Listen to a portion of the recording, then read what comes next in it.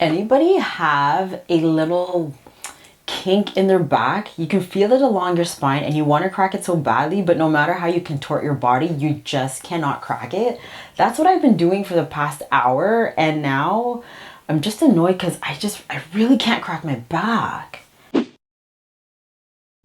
Hey, what's up y'all? It's me, Jennie here. Welcome to a brand new episode of Getting Some Me Time Through Crafts. So, sometime in the past week and a half, I don't know when this video is going to go up, I posted an unboxing of this Dotidoodle kit, and this is the Valentine's Day kit. And I had an overwhelming response of you guys wanting me to complete this kit because in the description bar, I did post a 15% discount code. It's a non-affiliate link. I will post it right here. And you guys were asking to see some of these images complete to see if you guys would purchase it, because you guys know that the discount is only offered till February 28th. So I got to work and I was completing these two images. These are the two images that I completed. I'll show you what they look like. Now, if you want to see what these images are, please keep watching. The first image I'll show you is Set the Mood. So I did this image and I did the Harlequin image. Now remember these two images, okay? So this is the first and this is the second, okay? This image, the answer key, all of this section looks blue. Then I started coloring it and I see that's not the case. So I'm really happy about that because I was so worried that all this section inside and outside the heart would be this dark blue. So I'm really happy about that. The one gripe I do have about this image is the fact that the heart is not the same width all the way around. So this side is two circles thick as you go down, and then as you go up here, still two circles, and as you come around here, it's like one circle thick. I don't understand that.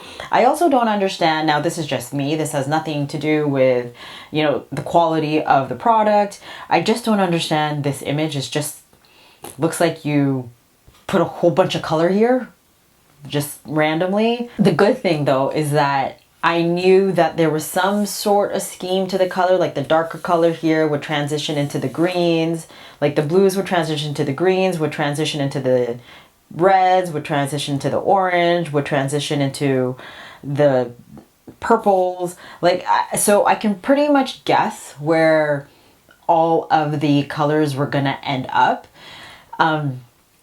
Because this is quite a colorful image, and if you can see, I have all these markers, like I'm talking about 60 markers, I would guess, maybe more than that, to sift through. So considering that this is a what is happening to the light? Considering this is a very colorful image and I had to sift through all these markers, it was an easier image to complete compared to the other images that I have done from this company. Now, the second image is this. I love this image. If I didn't know that, I'm just trying to reach for the answer key here. If I didn't know that this is what the final image was going to look like, you know, this heart was going to be a dark red on the outside and then this orange red in the inside, I would love this image. However, you look at this and this is not the image. It is pink on the outside and orange on the inside. I'm not complaining, not complaining. The owner of Dotidoodle, she did tell me the day that I uploaded this video, which I will post right here, I don't know if I already did, she did tell me that if you go over the circle twice after the first time it dries, it intensifies the color. Well, that's what I did. I took number 13, which I believe is, yeah, it's Scarlet, right? Like, look at that.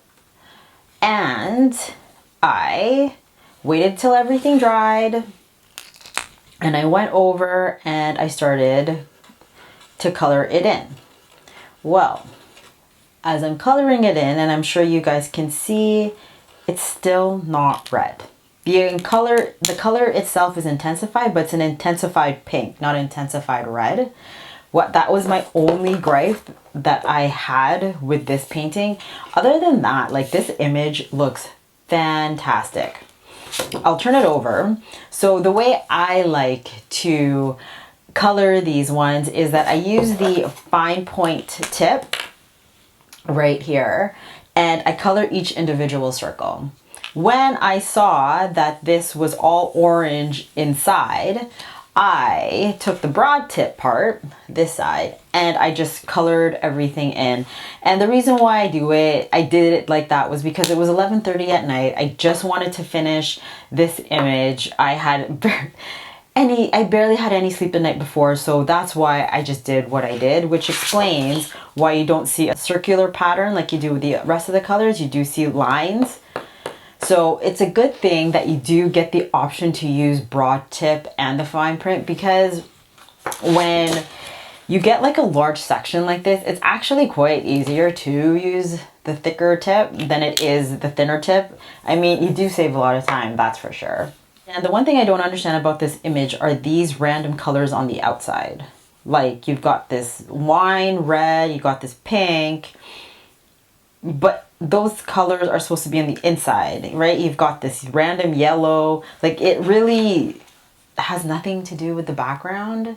You know what I mean? It almost feels like these need to be rendered just a little bit more than, you know, normal. But, you know, that's just my feedback to the company. The last thing that I want to talk about when it comes to the packaging and how it was packaged, I do like the fact that when you receive the package, it does come in a clear plastic wrap to protect the images. Also, these are alcohol markers, so there is a backing on here, so you don't have to ruin the table that you're coloring on. You don't have to put a protective layer underneath that, you know, because usually alcohol markers, they bleed through the product. The one feedback that I do have for the owner is that, especially with an image that looks like this, where it's a ton of colors, you're pretty much using all 60 or 80 colors that are in here, is to write down the colors I need beforehand, before I even start the image. Because here I am, you know, coloring all these blue circles and everything is fine, and then it comes time to change the marker, and I have to take a deep breath and mentally prepare myself for trying to find the next marker. And like, look at that, there is like 60 markers in here, 80 markers in here that I have to sift through to find the next color. So my feedback is maybe you can write down the list of numbers, right? Because they are numbered here. The list of numbers that I need before I start the image. So that way I can quickly pick out the markers that I need, put the markers I don't need aside, and then have the markers that I need right in front of my face along with the image, and I can just pick and choose which one I need.